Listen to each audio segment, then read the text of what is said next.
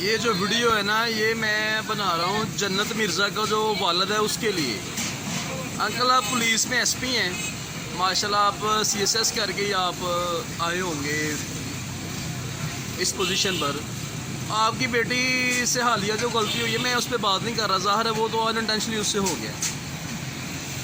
तो मैं आपसे ये पूछ रहा हूँ कि इस तरह वो ओपन रिलेशनशिप ज़ाहिर कर रही हैं आगे इसके ऊपर टिकटॉक पे मीडिया के सामने, एक लड़का है कोई जो उमर भट्ट है या व्हाट एल्स।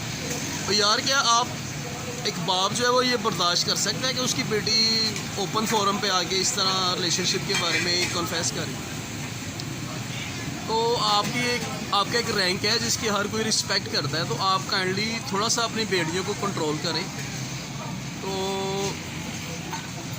वो ना हो गया आपके हाथ से जो है ना ये वक्त निकल जाए। तो काइंडली इस चीज़ को ज़रा देखें और अपनी दोनों बेटियों को थोड़ा सा आप कंट्रोल करें। आपने कुछ ज़्यादा आज़ादी उनको दे दी है। पाकिस्तानी माशरे में इस तरह तो नहीं होना चाहिए। तो ये वीडियो मैंने आपके लिए बनाई है। जज़ाकल्लाह। मेरे चैनल को सब्सक्राइब कर दें।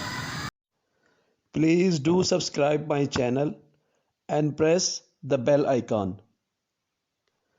Please do subscribe my channel